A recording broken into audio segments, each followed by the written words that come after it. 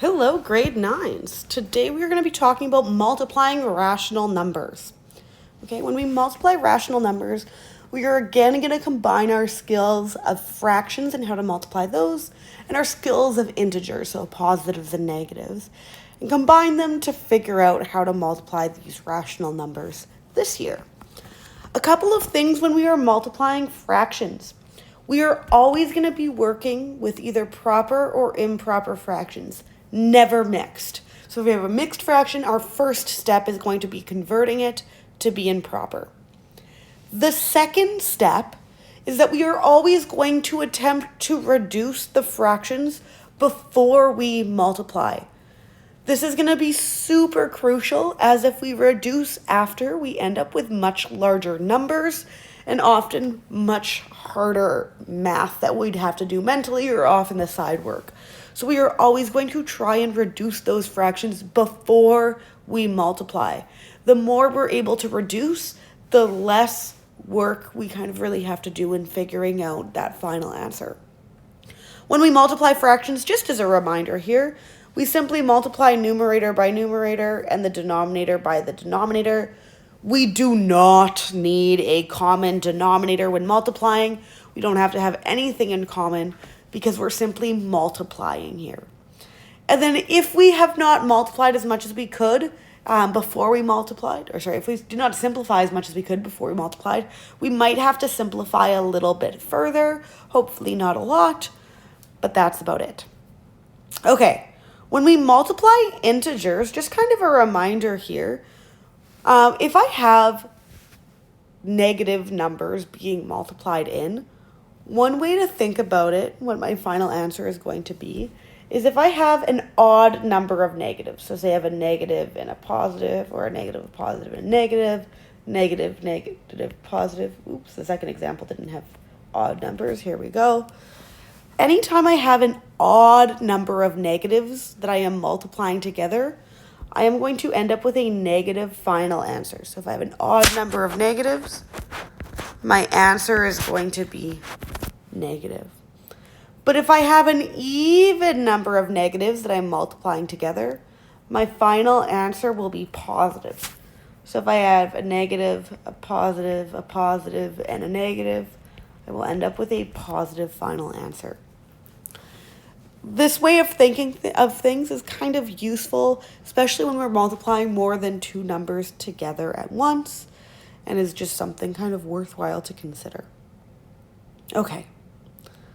Last but not least, a communication reminder is that when we get to our final answer, if we have a negative fraction as a final answer, remember that negative either has to go in the numerator or in the front, in front of the fraction. So we're never writing that negative sign with my denominator. Okay, we're going to jump right into things.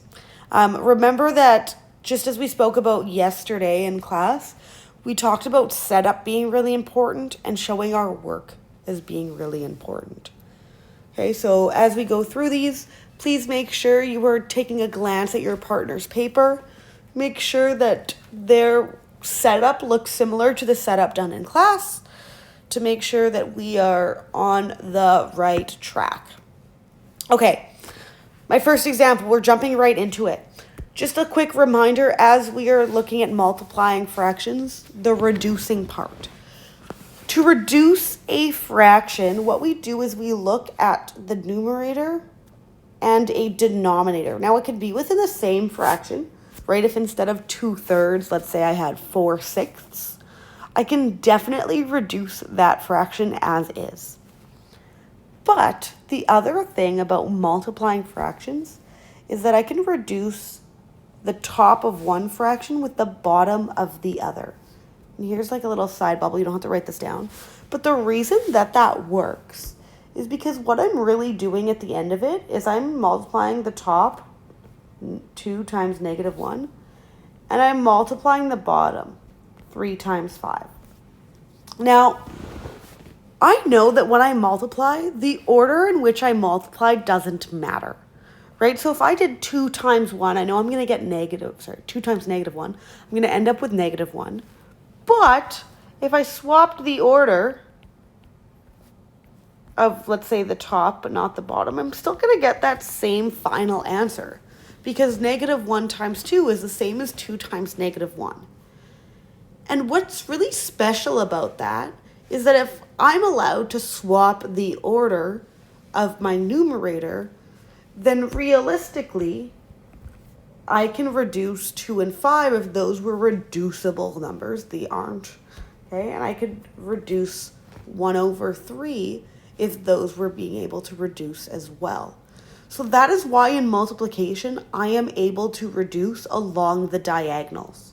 I'm not allowed to do that when I start off with division, because the order of division matters. But I'm able to do it in multiplication for that reason. Now in this question, there's nothing I could actually reduce, right? The 2 and 3 don't have a common factor. The 2 and 5 don't have a common factor other than 1, of course. And the 1 and 3 or the 1 and 5 can't reduce either. So here I'm simply multiplying numerator by numerator. 2 times -1 gives me -2. And denominator by denominator. 3 times 5 gives me 15. Now, if I've reduced everything that I could along the way, I should not have to reduce this final answer. And I noticed that 2/15 or -2/15 can't be reduced. So this is my final answer here. Life is pretty good. But moving on to the next one, I'm going to try reducing again if it's possible. It might be, it might not be, but I'm going to see what I can do. So I'm looking at this 4. Is there anything along the bottom that can reduce with that 4? No. So I'm trying this 2. Anything that can reduce? No. And there's nothing going to be with a 1 because 1 cannot be reduced any further. So this question also doesn't have any reducing going on. Okay. When I do this question, I am welcome to, if the mental math allows me to multiply all of the top numbers together in one shot, or I'm welcome to do it in 2 steps.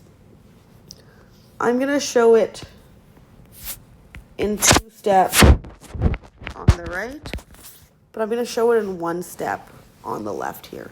Both are acceptable answers. I can do either. Life would be good. So if I do 2 steps, I'll do that one first. I would start by multiplying my first 2 rational numbers together. So I have -4 and -2, which gives me +8. And 5 times 3, which gives me 15. And of course, I still then have to multiply it by the 1/5. And then I just go ahead and perform that second step. 8 times 1 is 8. And 15 times 5 is... You could try partial products if you need to. Remember, 5 times 10 is 50. 5 times 5 is 25. If I didn't know that off the top of my head, 5 times 15 is going to be 75. Now, I tried reducing. There was no things that I could reduce. So 8/75 actually cannot be further reduced. So this is my final answer. Also, just double checking with the signs here. I have an even number of negatives, which will end up as a positive product. Every 2 negatives when multiplying will cancel out to give me a positive. So this is what I got. I am welcome with a question like this to also do this in 1 step, because some of us might be at a point where we can multiply more than 2 numbers together, especially when they're on the smaller side like these ones here. So again, there's nothing to reduce. I'm just going to multiply the top together all at once and the bottom together all at once. -4 times -2 is +8 times 1 gives me +8. 5 times 3 is 15 times 5 is 75. I get that same final answer. Both are acceptable ways to show the work. They end up in the same answer. Life is good. Okay. Next question, we have rational numbers represented as these terminating decimals. Now remember, these decimals are considered rational because I could write them as fractions. All rational numbers can be represented as fractions. And these, Technically, I could do this as decimal multiplication, but these decimals actually cater really nicely to fractions that we should know in our head. So take 2 seconds. Please try and convert these two rational numbers, these two decimals, into the fraction format.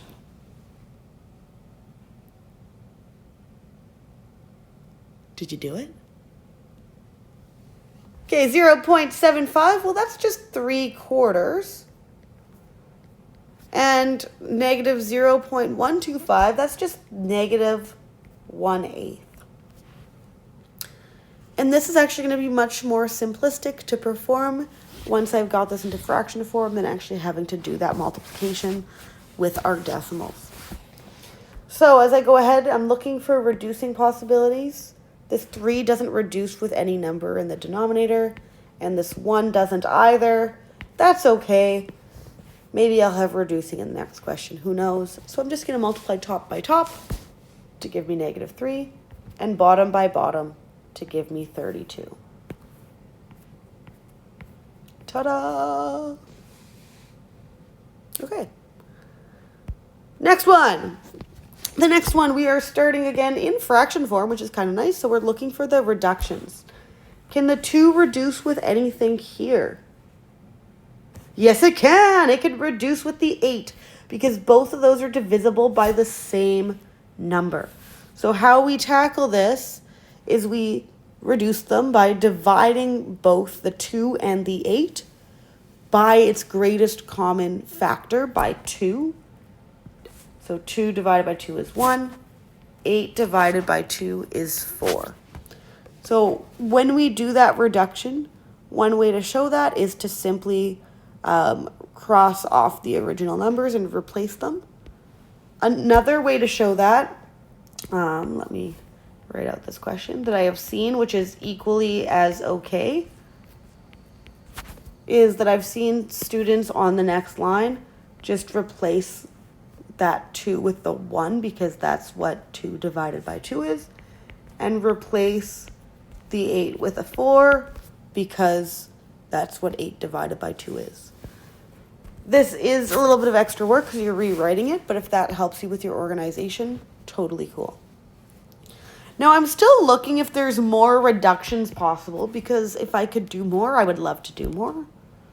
But this 15 or this negative 15 doesn't have any common factors with the 7 or the 4, aside from that always common factor of 1. So this is as reduced as I could possibly make it. So now I simply continue multiplying numerator by numerator. 1 times negative 15 gives me negative 15. And then denominator times denominator. 7 times 4 gives me 28. If I have reduced as much as I can along the way, I'll find that my final answer is not further reducible. This is it.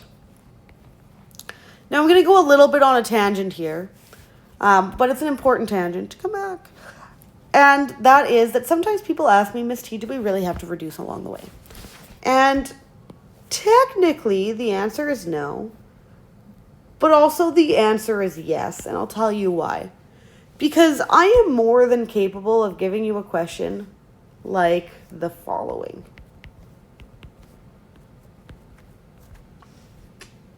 I don't know. Here we go. And if you didn't reduce, well, that's going to be a really massive product for both the numerator and the denominator. And that's not something that you're really probably going to be able to do mentally. But if I reduce, I notice that 36 and 24 for sure are both divisible by 12. 12 goes into 24 twice, and 12 goes into 36 3 times. Actually, 49 and 98 also have things in common. They're both divisible by 49. So 49 goes into 49 once and goes into 98 twice. And look at what we get. I get 3 over 4. And I didn't have to do any big multiplication. If you had done that big multiplication, I don't even know what that answer is off the top of my head because I would never choose to go down that path. But I would then have to do so much reducing at the end. I'd have to rely a lot on my divisibility rules. I'd have to make sure that I'm not making any little boo-boos along the way. It would be a huge pain. And these are questions that I am 100% okay with giving you, because look how easy it is once you reduce. Which means if you have a question that would be a massive pain in the butt to try and multiply the product of the numerators together and the product of the denominators together, it is possible that you might be missing a reduction. So your job here is to always look for that reduction first. And if you have it, use it. And if you don't, then proceed. But always try to reduce first. Okay, we got 2 examples left, and then we're done to the practice. And this next example has a repeating decimal involved. So even though before we had the terminating decimals, and we could, in theory, multiply those with decimals rather than fractions, fractions tend to be a lot easier to work with in terms of multiplication and division. So it's always the preference to work in fraction form. Take a couple seconds, convert that decimal into a fraction. Did you do it? Okay, let's try it out. So it's still negative because it was negative to begin with. And then since I have a repeating decimal, it's going to be over 9s, 2 9s, because there's 2 digits that repeat. And then the 7 and 5 are the numerator. And I could also multiply that by -6/5. Okay, we are going to reduce as much as possible. Now, remember the 75 we can reduce in different places. We can try and reduce the 75 with the 99, or we can reduce the 75 with the 5. We can pick and choose. Now, personally, I think when I look at 75, I notice it has a common factor with 5 right away, because it ends in 5. My divisibility rules with 5 are probably the most strong. But technically, it's also reducible with the 99, because both 75 and 99 are divisible by 3. When I add 7 and 5, I get 12. 9 and 9 get 18. And both those numbers are divisible by 3. But I'm going to reduce the 75 with the 5. Okay.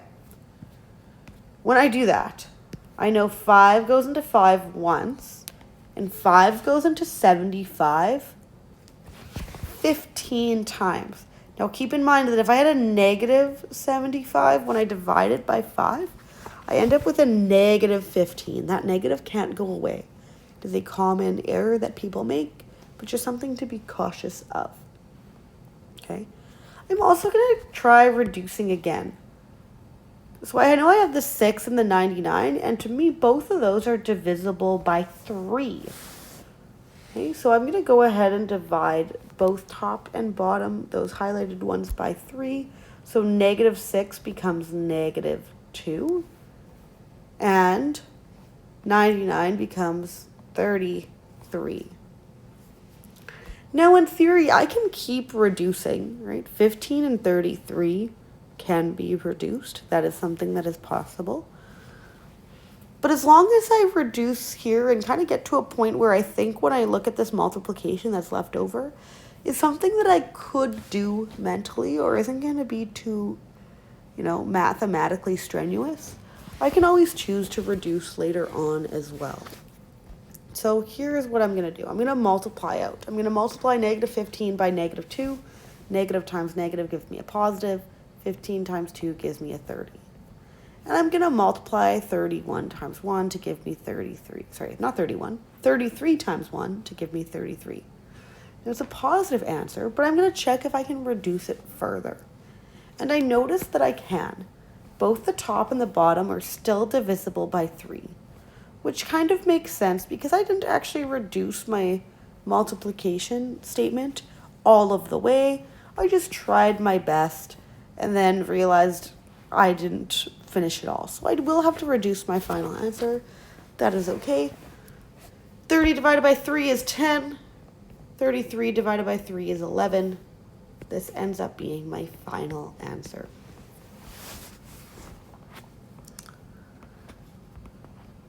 Okay, last but not least, we have one last multiplication. I am going to start by converting that decimal into a fraction.